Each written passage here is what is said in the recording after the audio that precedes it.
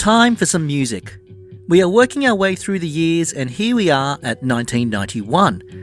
These are just some of the bands that did great work in 91. There are others, and we might talk about them in other episodes. Welcome to Just Ace, a podcast about the 90s Australian alternative music scene, whatever the hell that means. This week we look at Clouds, Died Pretty, and Club Hoy.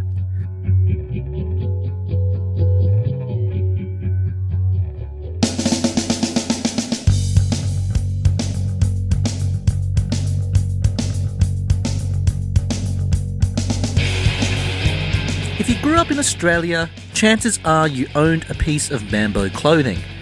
You definitely know their work. The Surf and Street brand had a distinctive, bright Australian flavour.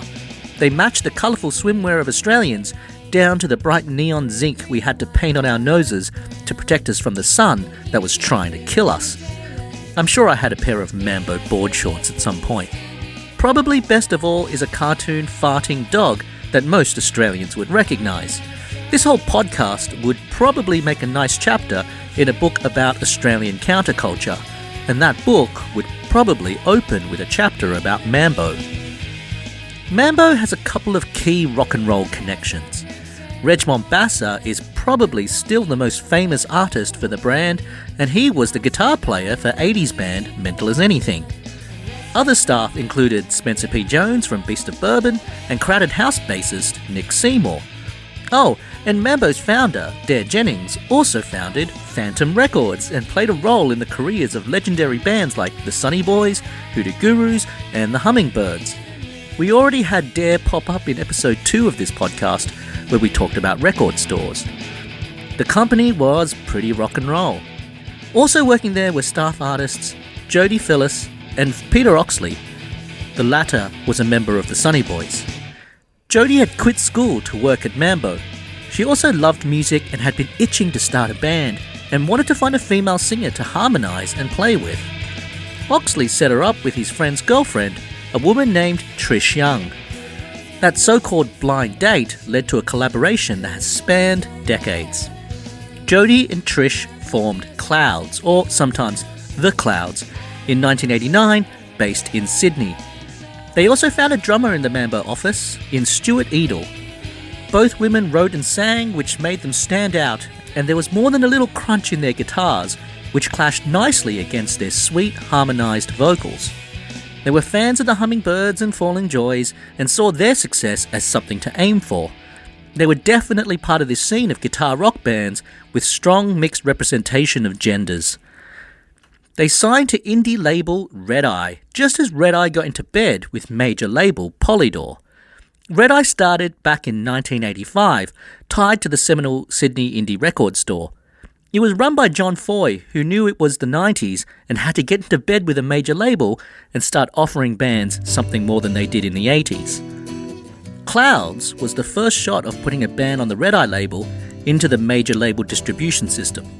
The first couple of Clouds EPs, Cloud Factory in 1990 and Loot in 1991, were greeted well by the Triple J crowd. Their film clips emphasised that they were young, and two girls were up front, and the sweetness of their voices bounced off the guitars. From the debut EP, here's Cloud Factory by Clouds, released in 1990 on Red Eye.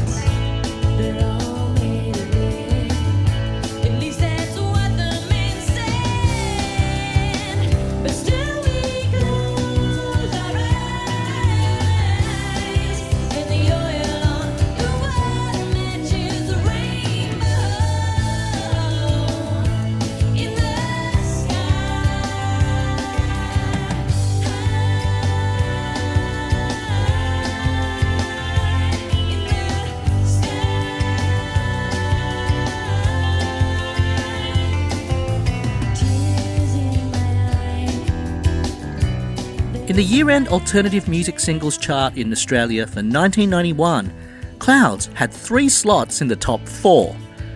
The Loot EP was 1, Cloud Factory was 3, and Hieronymus was 4. Number 2 was Def FX with their Water EP. In the year of Nirvana, Clouds were the biggest local so-called alternative band in the country. The last song, number 4 in that chart, Hieronymus, was the opening track and lead single for their debut album. Released on Red Eye in 1991, it was called Penny Century. Regarded as one of the very best albums of the decade by a lot of people, such as myself. Here's Hieronymus, finally the song about the 15th century Dutch painter Hieronymus Bosch that young Australia was waiting for, from the Clouds 1991 album Penny Century.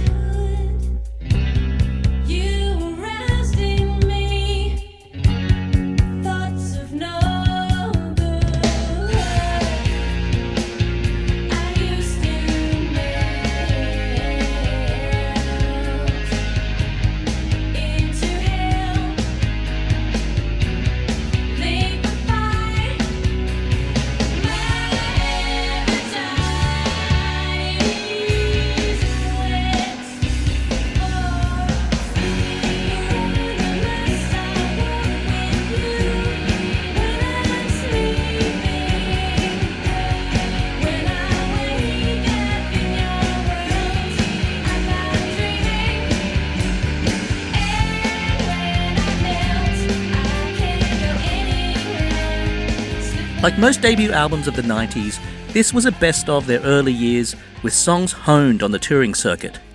Soul Eater from the Loot EP was included, along with plenty of exciting new rockers. All the elements of Clouds are here and mixed well. The guitars buzz, but not overwhelmingly, leaving room to fight against that sweet vocal. Even better is the often comically obscure and high-minded lyrics. It makes a classic record that is both a mysterious challenge and a lot of fun. Also from Penny Century, here's the wonderful second single, Anthem.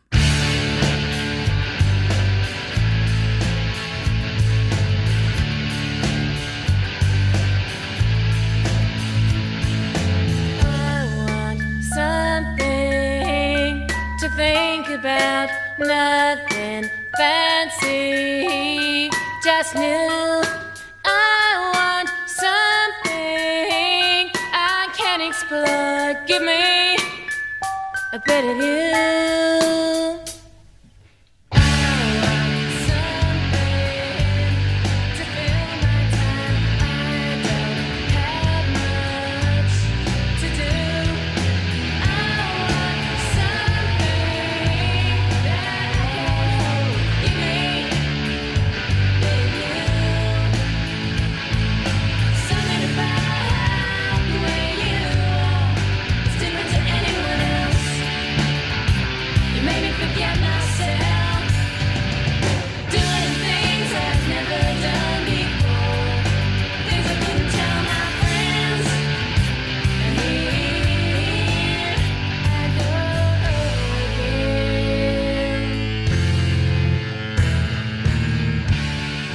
Penny Century goes down as a classic album of Australian rock.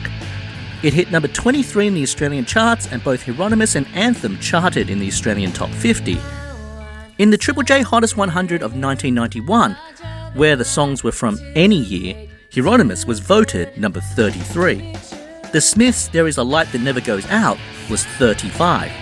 So Hieronymus is 2 better than the Smiths. 4 PM, a track from Loot, also made it to the list at number 67. Clouds were also nominated for an ARIA Award in the Breakthrough Artist category alongside Rat Cat. It was yet another step into mainstream success, and soon they were being called the next big thing. Like all next big things from Australia, it seemed the logical thing to do was to head overseas. Heading to Europe and the US, Clouds started again from the bottom to in different audiences. Whilst their international career was being worked out, they kept writing and recording. A mini-album of 8 tracks was released in 1992 called Octopus. Here is the single released from Octopus called Say It.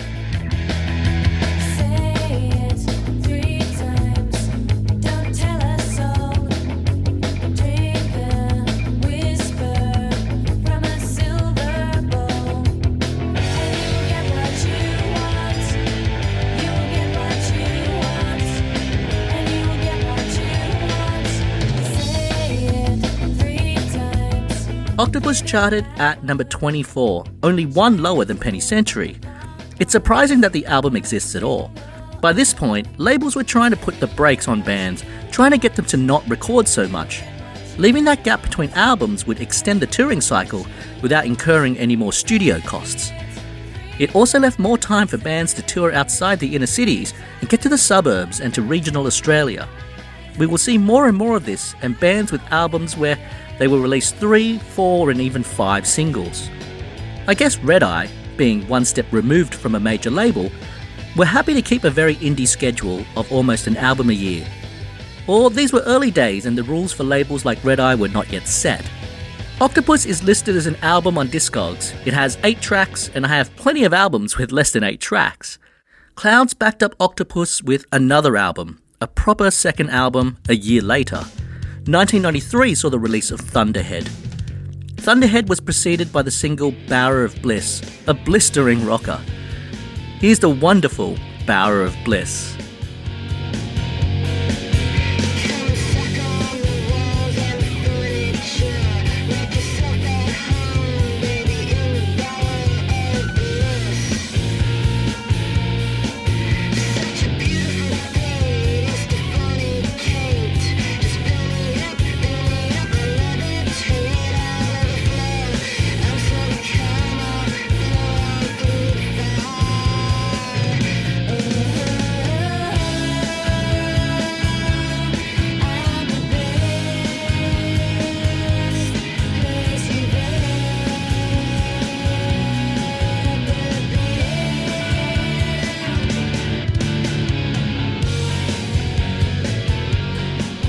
If everything went to plan, Thunderhead would have been the album to make Clouds global superstars.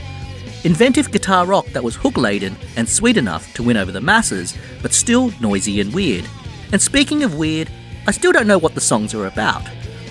Their wonderfully mysterious lyrics charm and seduce you. The album charted at number 30, but none of the singles broke through. It was nominated for Best Alternative Release at the ARIA Awards alongside some incredible albums by The Cruel Sea, Dave Graney and UMI, the last of whom won it. During this time, Clouds managed to secure a major label deal with Elektra Records, the legendary Warner label in the US. Elektra had started as a folk label and transformed into the label for The Doors and other cool acts by the 60s. Elektra were a very interesting label in the early 90s. They were a major label with some of the most uncommercial acts ever to sign to a major. I'm talking bands like Ween, Stereolab, and They Might Be Giants. It was a good time to be a band in the early 90s. A lot of labels were just taking bets on bands to see what might stick. And a label like Elektra were just taking a lot of bets. Yet, it wasn't like Elektra invested heavily in the band. In fact, they sat on the record for a while. The US version of Thunderhead, with a slightly altered track listing, was finally released in the US in 1995, a year and a half after it came out in Australia. It won't be the last album to be tweaked for the American market by an Australian band to feature in this podcast. But it was another clash of cultures. American labels were being ruled by radio departments and everything was being second-guessed. If it didn't work immediately on radio, things had to change, and US labels would make changes just for the sake of changes. Still, the album got some pretty good American reviews, and Clouds were lopped in as part of a scene of new women-fronted indie rock bands like The Breeders and Veruca Salt. But Elektra was going through its own upheaval, and 4 months after the album was released in the US, the band was dropped by Elektra, as was every band that wasn't American, and many who were. That's show business. And that was Clouds' one shot at major label success in America, gone at the snap of a finger. Back home, they had still been productive. Whilst waiting for Elektra to sort its shit out, they released a series of EPs, 1994's Beetroot, and two in 1995, Aquamarine and Panel Van. All the releases did okay in the indie world, but by the mid-90s it was all about crossing over to the mainstream, even in Australia. And Clouds were spending their time between the US and UK. A new generation of bands had taken hold in Australia at that time. Clouds released their third and final album, Futura, in 1996. Having released 3 albums, mini or otherwise, in 3 years in the early 90s, it had now taken 3 years for the album number 4 to see the light. They performed at the 1997 Big Day Out before breaking up. Futura failed to chart. Clouds, in their first incarnation, barely lasted 8 years. Futura was one of the very last albums released on Red Eye as well. That label shut up shop in 1997, and Polygram didn't keep Jody or Trish on as solo artists. Clouds' first period ends with the contractual obligation Best Of in 1999 called Favourites. From Futura, the final Clouds album, here is the lead single, Here Now, released in 1996 on Red Eye.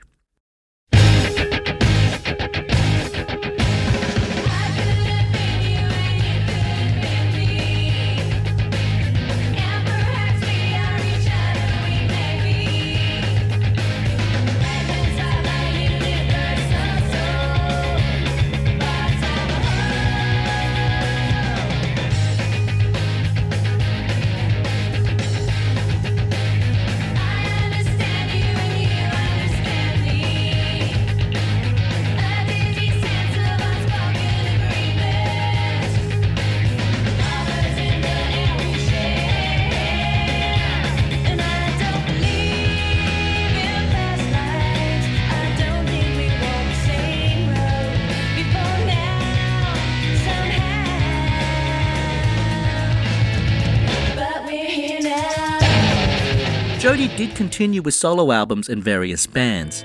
She actually released a lounge music solo album in 1996 on Red Eye, but after Clouds, she formed a band with her husband Tim Oxley called Deer Hunters, Deer with an A, who put out a lovely album called Red, Wine and Blue in 1999.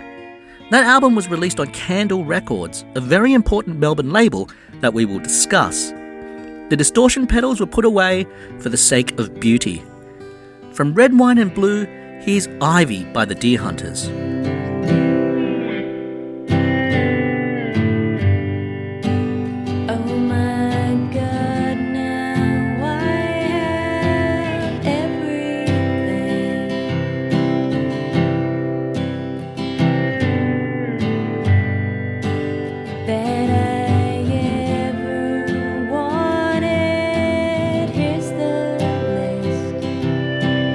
I have ticked them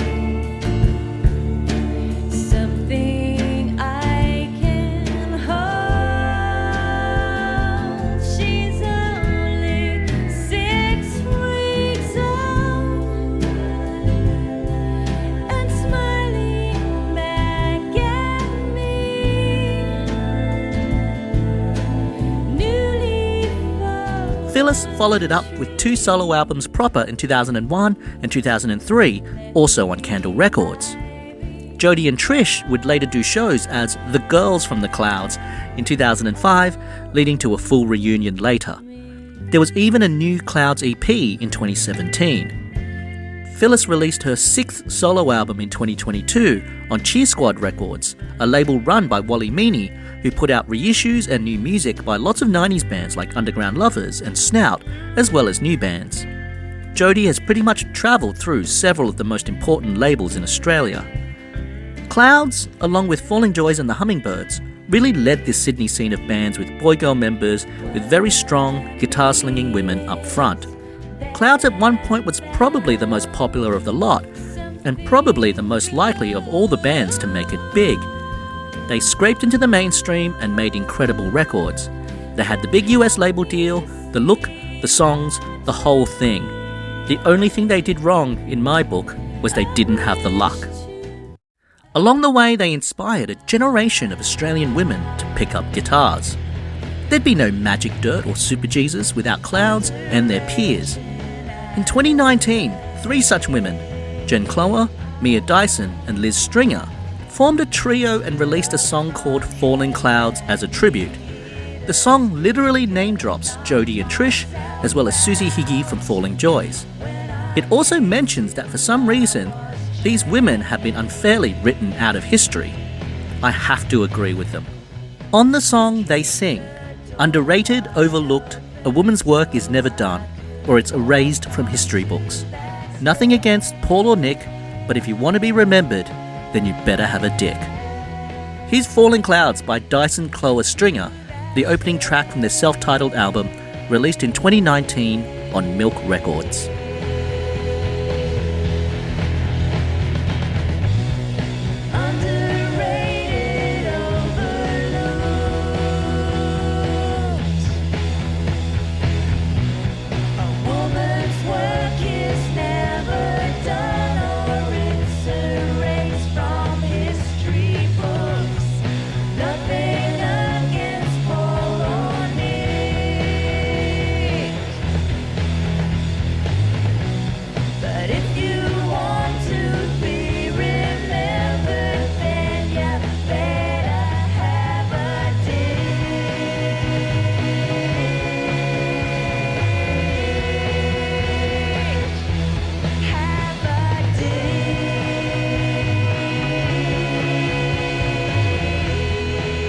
The best place to start with Clouds is still probably Penny Century.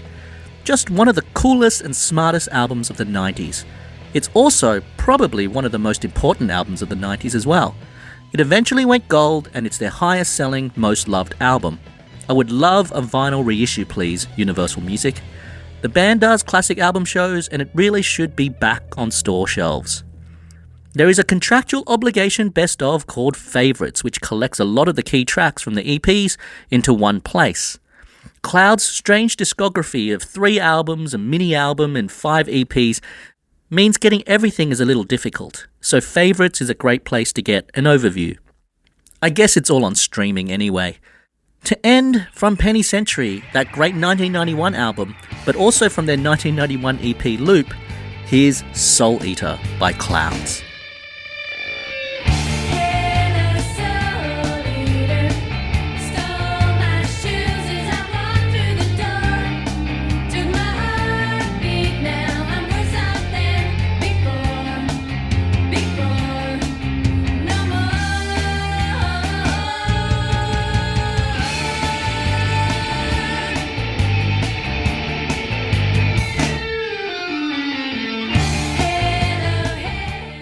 I am avoiding talking about bands who were big in the 80s who also continued into the 90s.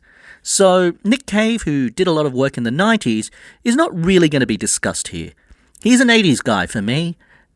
But at the end of the day, those rules are completely arbitrary and I'm just making it up as I go. Because Died Pretty are kind of an 80s band.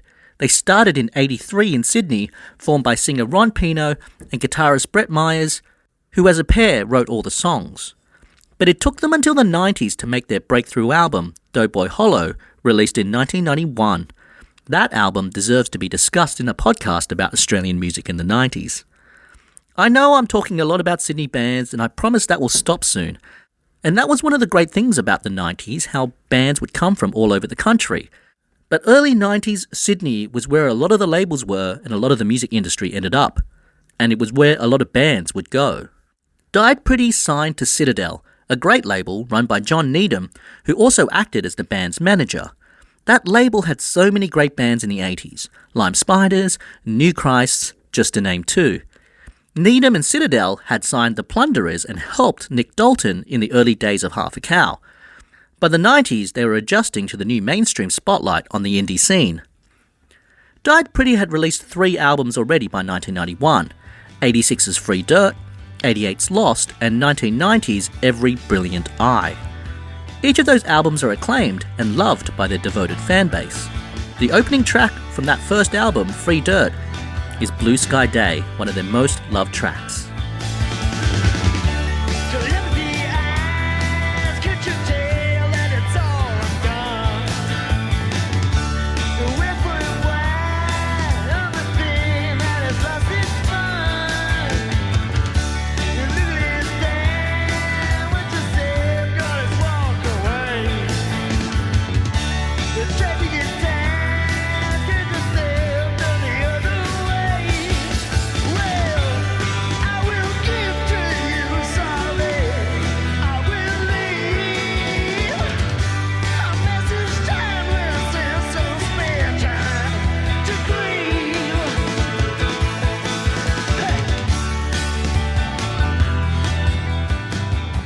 Died Pretty had been growing with each album. Every Brilliant Eye was more polished than their previous work. It was also released on Blue Mosque, pretty much a vanity label for the band, but was a spin-off from Citadel Records. And Blue Mosque signed a distribution deal with big Australian label Festival Records. We haven't talked much about Festival so far, a very important label in Australian history. We will get to them and how they signed a lot of distribution deals with lots of indie labels. Basically, the same festival sales guy and promo guys worked on Died Pretty, and CDs would get sent on Festival Records trucks. But Festival didn't own the masters, instead they just made a cut of each album. If one of the bands broke through, it would be a pretty big win. This all set the stage for Doughboy Hollow. I saw Died Pretty play live years later, before I ever heard this album, and Ron Pino is one of the most captivating frontmen in Australia. He's a short guy, but what he gave up in mass, he's converted into energy. Live, they are a rocking force. Pino's pained roar is one of the band's best tools. And he would throw himself around the stage whilst guitars stabbed the air around him. Died Pretty live were a sight to behold. So when I first heard Doughboy Hollow, I was struck by the beauty of it. Everything sounds crystal clear, bringing the incredible songwriting and production details into sharp focus. The sound of this wild rock band holding back and playing nice creates an incredible tension and is part of what makes this album so captivating. Doughboy Hollow, by the way, is a hollow that is a couple of hours out of Sydney. It is most famous as the site of a capture of a bushranger gang. The big song from the album was DC, a touching goodbye to a friend who died. From Doughboy Hollow, released in 1991, here's DC by Died Pretty.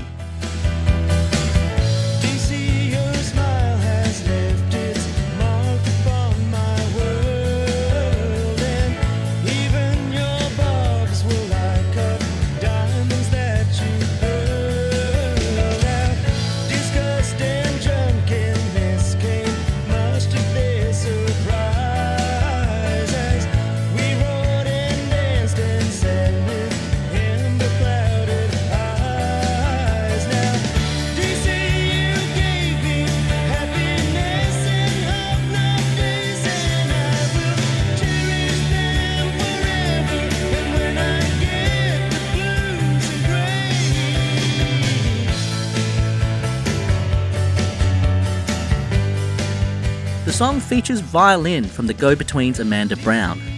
Mark Seymour of Hunters and Collectors calls this one of his favourite love songs. Triple J's audience loved it too, and voted it the 34th best song of all time in the Hottest 100 of 1991. Bohemian Rhapsody was 49.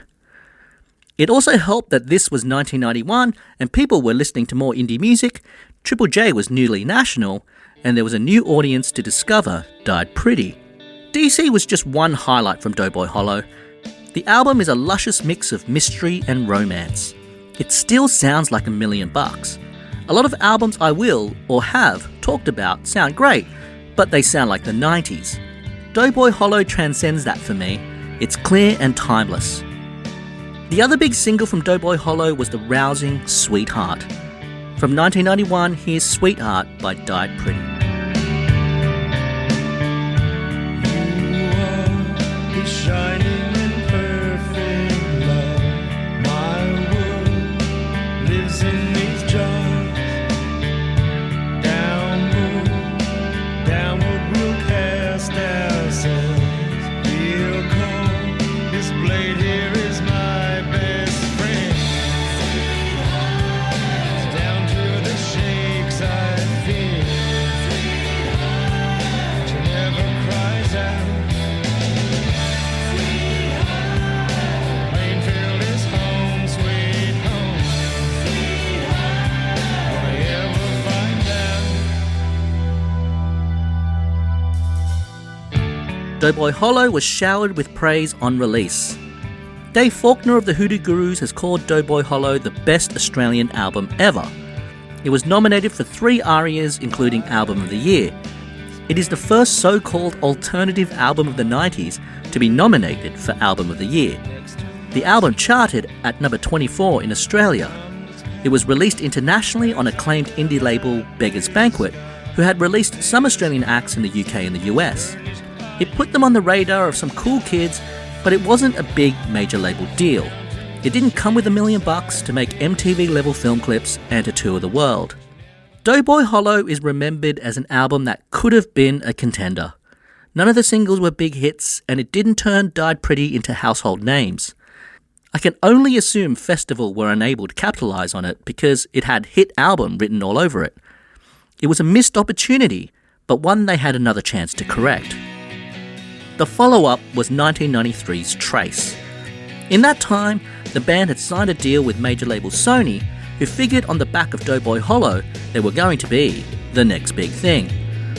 Building off the momentum, Trace was highly anticipated, charting at number 11 in the charts. The second single, Harness Up, was their highest charting hit at number 35. It's a great song, so here's Harness Up by Died Pretty. Harness up and see the beast in the water. Double back into the stone and ground. I was looking at the bones in the water. I was looking for that beast and ground. I was looking for that beast in the water. I was looking for the flies at night. I was looking to the east in the water. My head, my heart, my soul is on fire.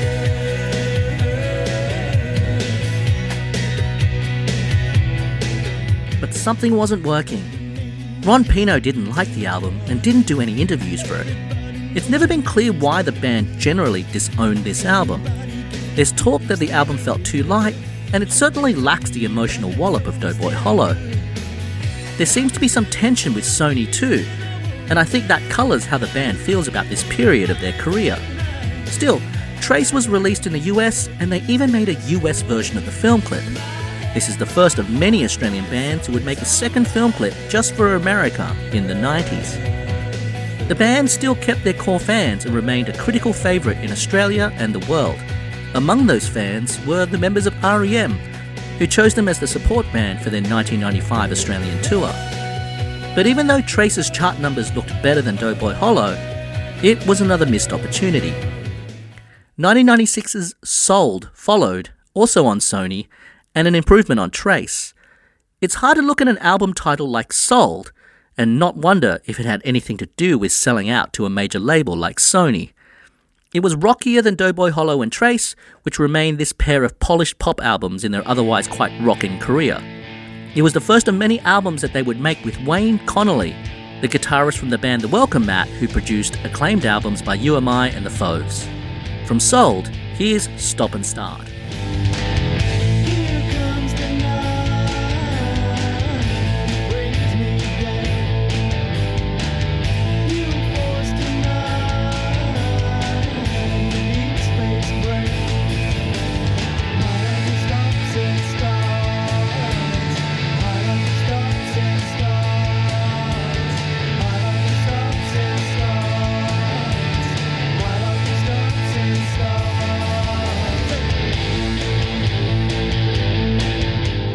by then, 1996, rock music had changed so much and Died Pretty were one of the old guard and didn't really fit in with alternative rock circa mid to late 90s. The label didn't bother with promoting Sold and didn't make any film clips. This indie band tried the major label thing and it didn't work. Not surprisingly, after just 2 albums, Sony dropped Died Pretty. The rising scene that gave Died Pretty new life in 1991 ate them up by 1996. They were once darlings to an audience who wanted something new. Now they wanted something new again and Died Pretty wasn't it. The band did 2 more albums before breaking up in 2002, but of course the band has reformed to do the odd show or tour since, including a classic album show of Doughboy Hollow in 2008. In 2019, Ron Pino announced he had cancer, but a year later had managed to beat it and the band hit the road again. Fuck you, cancer. Doughboy Hollow is the album that should have been. It's this wonderful clash of jangly guitars, this booming bass, big sing-along choruses, and emotional rawness. It's epic and intimate at the same time. It's mixed with a lot of piano and violin, and it's just a gorgeous pop record. It is also very Australian sounding. It's so hard to quantify what makes music sound Australian, but the striped sunlight sound that the Go-Betweens talk so much about can be heard here. The romantic, fragile drawl of Nick Cave ballads are also here. I love the references to Australian places, and their artwork was always full of Australian landscapes. I really love this side of them, that Australian character to their work. I feel like the band were just a little too late. If they were making their pop rock in the mid to late 80s, they might have been more like Crowded House or Hunters and Collectors. Instead, they hit their peak at the same time as Nirvana. And they were a little too old. The industry and music fans were looking for other things. I actually think it speaks a lot about how good their music was that they actually cut through in the 90s at all. Doughboy Hollow has been reissued a couple of times. And the last time, the label decided to change the album cover, removing the nice stark white frame and blue text, and just having the photo of the car that's on the cover blown up to take over the whole frame. It is shit. It's like taking the London Calling album cover and removing the green and pink text and just having the photo. It's like colorizing Citizen Kane. The design and the photo works together, but at least you can buy the album and rip it, and you can change the artwork manually in iTunes. But if you listen to the album on streaming, maybe close your eyes at the travesty that is that album cover. You have to hear the record, but that album cover pisses me off. After Doughboy Hollow, there are several more great albums. Trace, the follow-up, is wonderful, even if the band hates it. Their pre-Doughboy Hollow stuff is still loved, and their second most acclaimed album is probably their first one, Free Dirt. There's a best-of called Out of the Unknown. Here's the thing, it doesn't actually have that single, Out of the Unknown, the song that gives that collection its name. And guess what? Neither Free Dirt nor Out of the Unknown, the very best of, is available digitally. Someone should give the catalogue a bit of love, and a new best of would help people discover their work, and change that album cover of Doughboy Hollow back to the original. I've made a playlist on the site that recreates the Out of Unknown best of with the tracks that are available digitally. I'll put a link on the website. Here's a song not on that best of, but it is on Doughboy Hollow. It's the lovely The Love Song by Died Pretty, released in 1991 on Blue Mosque. Her name was Sam, but she came from Alloa. Her face was moonlight and her eyes were stars. She was the most beautiful thing in his world. She met this man who wore a Cheshire grin, whose heart was golden and his hands were thin. And he was the most beautiful thing in her world. But she cried, I don't love you. I don't love you. I don't love you. I don't love you. I don't love you.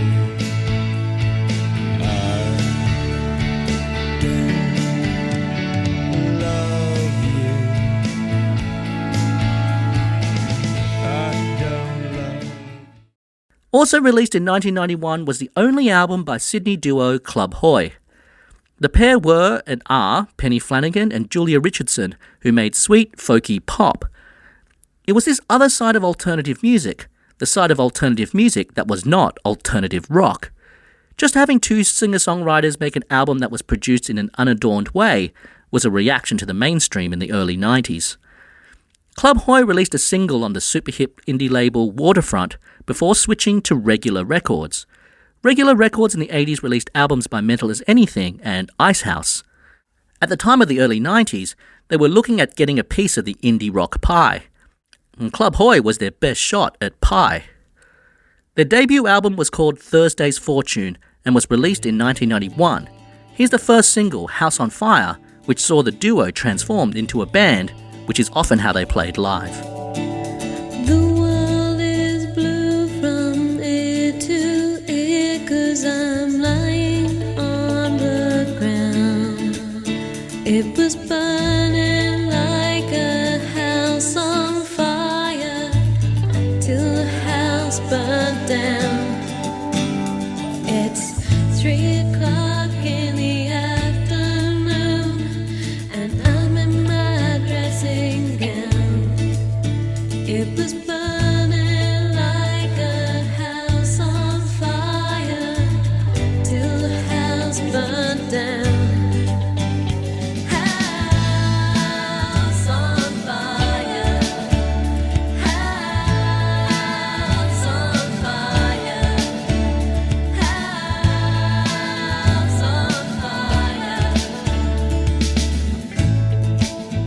Full band aside, it's still very much about Penny and Julia. Thursday Fortune is a sweet, insular, private little album.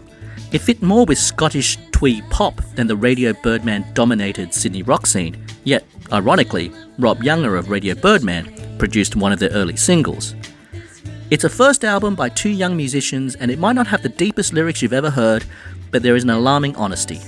That emotional rawness matches the raw production.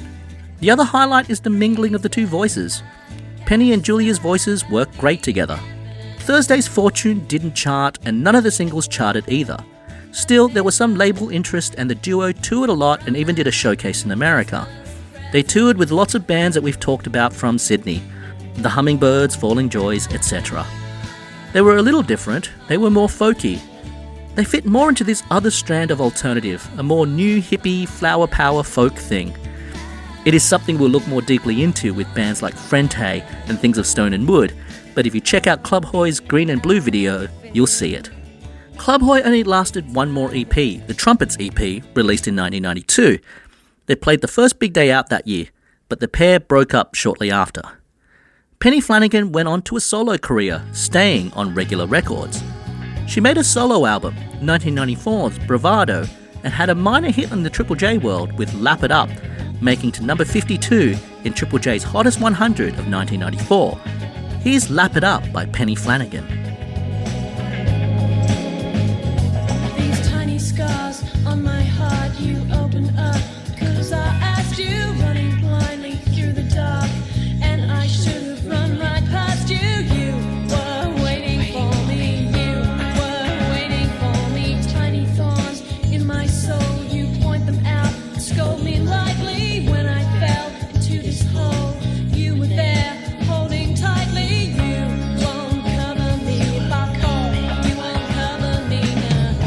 You're steady hand, pushing me right back. Misunderstand, no, I'm not like that. And I can't stand how I keep coming back for more, just like a dog. I lap it up, just like a dog. Julia formed a new band called the Troublemakers with Bernie Hayes, who had joined Club Hoy as a guitar player. Bernie was one of the Hayes brothers from Canberra, who had brothers in Falling Joys and Plunderers, and would later make fantastic solo albums in his own right. Bernie and Julia would also get married. Although not as rock or aggressive as Clouds or even the Hummingbirds, Penny and Julia deserve credit for being another female-fronted indie act at the time. They also take their place as one of the bands to play the very first big day out. But that sells short their achievements of making quite sweet indie pop. They only made that one album, Thursday's Fortune. Everything they made fit into one CD, and if anyone would like to just issue a collection called The Complete Club Hoy, that would be great. Like everyone, they occasionally do shows, but there's been no new music since 1992. The other single from Thursday's Fortune is one of the more upbeat songs. Here's Not Like That by Club Hoy, released in 1991. I don't want you to see me cry, and I don't want you to know what's behind my eyes, and I know that I'll hold you just a bit too tight, and I know that I'll never let you out of my sight. Oh, I would like to be with you, but not like that, not like that, oh, not like that, oh.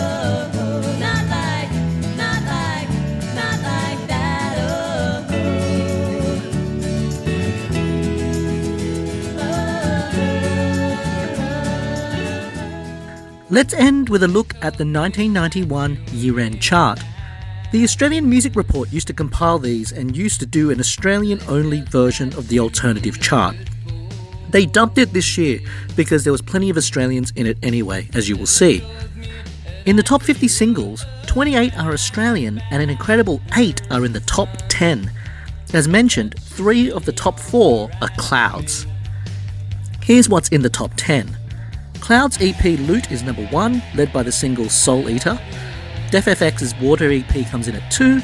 Cloud Factory and Hieronymus are 3 and 4 by Clouds, and Pixie's Planet of Sound EP breaks the Aussie streak. Henry Rollins teams up with the Hard-Ons for the AC/DC song Let There Be Rock for number 6. If a Vow by the Hummingbirds at number 7. Don't Go Now by Rat Cat at number 8. Jennifer by Falling Joys at number 9. All iconic songs for this incredible era of bands. Other highlights as we run down the charts include The Cruel Seas' I Feel at number 11. That band would be set for a big breakthrough very soon. Died Pretty's wonderful DC is at 12. There's other singles from newcomers such as The Meanies and Crow, who we will get to. Over in the alternative albums, 24 albums in the top 50 are Australian and 5 in the top 10. Rat Cat's Tingles EP is at number 1. Their album Blind Love is at number 19, probably because it did well, but it was only released in the later part of the year. Died Pretty's Doughboy Hollow and the Hummingbirds Va-Va-Voom are at 4 and 5. Falling Joy's Wishlist is at 8, and the Australian world music pop group Not Waving Drowning were at 10. Clouds' Penny Century comes in at 20, and like Blind Love, it wasn't out for very long in the 1991 calendar year. Other highlights include the Hard-Ons with Yummy at 21, Tall Tales and True with the Superstition Highway EP at 31, and The Cruel Seas' This Is Not the Way Home at 45, and finally Killjoy's Ruby at 46. That's it for this episode, and in a few episodes' time we'll travel further into the future and look at bands from 1992.